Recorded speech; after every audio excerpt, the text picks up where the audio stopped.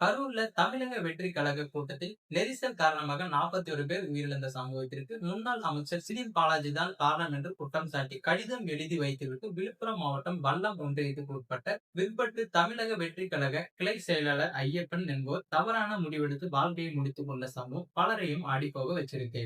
அதே நேரம் இது போன்ற முட்டாள்தனமான முடிவுகளை யாருமே எடுக்கக்கூடாது என்பதற்காக இந்த பதிவு தான். பொதுவாக ஒரு நடிகர் மீது தமிழ் சினிமா ரசிகர்கள் அளவுக்கு அதிகமான அன்பும் வைக்கிறாங்க. அதுவும் பாத்தீங்கன்னா தனக்கு பிடித்த புகழ்பெற்ற உச்ச நடிகர்கள் மீது ரசிகர்கள் அளவுக்கு அதிகமாக அன்பை வைத்து அவரை பார்க்க இத்தனை நேரம் காத்திருக்க தயாராக இருக்கிறாங்க. அப்படி அன்பின் மிகுதியில் இருக்கும் ரசிகர்கள் அவர்களுக்கு பல முட்டாள்தனங்களையும் செய்கிறாங்க. இது பாத்தீங்கன்னா 1970களில் இன்று வரையும் தொடர்கிறது. எம்ஜிஆர் சிவாஜி காலம் தொடங்கி ரஜினி கமல் அடுத்ததாக விஜய் அஜித் வரை இருக்கிறது. இனி வரும் காலத்திலாவது இது மாறினால் சிறப்பாக இருக்கும். ஆனால் இப்போது உள்ள சூழல்ல நடிகர்களை நடிகர்களாக பார்க்காமல் கடவுளாக பார்க்கும் அளவிற்கு ரசிகர்கள் இருக்காங்க. இது ரசிகர்கள் அவர் மீது உள்ள அன்பின் மிகுதியும் செய்யும் விஷயம் பலரையும் ஆடி போக வச்சிருக்கு.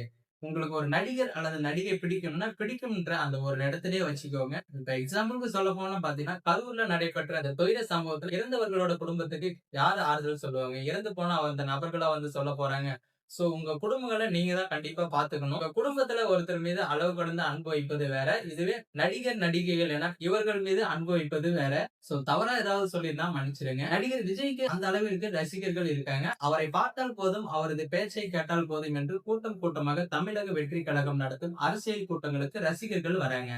அப்படித்தான் நடிகர் விஜய் நடத்தி கரூர் கூட்டத்திற்கு பலாயிரம் பேர் வந்திருக்காங்க. காலை முதலே விஜயை பார்க்க காத்திருந்த ரசிகர்கள் மற்றும் நிர்வாகிகள் ஒரு கட்டத்துல தண்ணீர் கிடைக்காமல் மூச்சு விட கூட முடியாமலும் பரிதவித்து போயிருக்காங்க.